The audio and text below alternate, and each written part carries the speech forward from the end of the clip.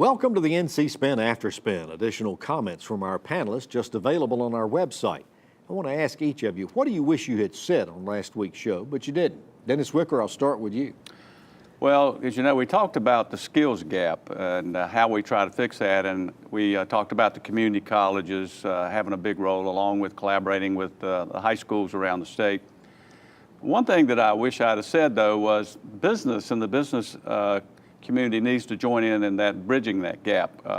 The chamber, state chamber, the State Manufacturers Association, they need to get behind the idea of trying to train people to go into these blue-collar jobs and manufacturing jobs that pay $100,000 a year so that we can meet and solve that bridge, that gap that exists with skill set and jobs available. Good point. Cash Michaels, what do you wish you'd have said on last week's show? Well, to jump off from that point, $100,000 a year goes pretty far in Granville County. It goes pretty far in the northeastern part of the state, in places where people need work, where the infrastructure is so poor they have a hard time raising enough tax revenue just to do basic services.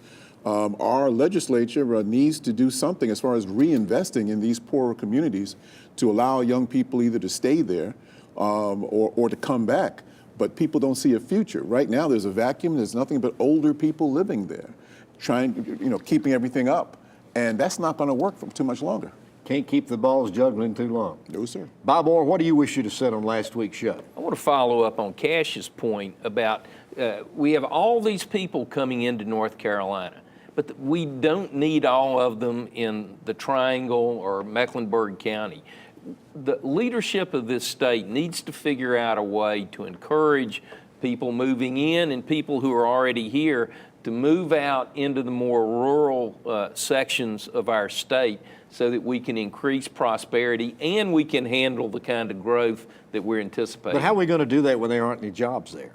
Well, that's what leadership's all about. All of this talk about economic development and incentives, et cetera.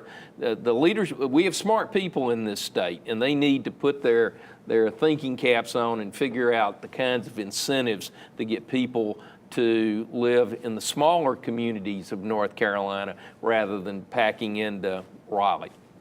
Good point. John Hood, what do you wish you'd have said on last week's show? Well, I have to continue the conversation, and I have to stick up for people making their own decisions based upon their own needs. That's freedom. People have been moving from farms to cities since ancient Egypt. They're going to continue to do that. I do think that we have service problems in rural areas that make them unattractive sometimes, and we can address those problems.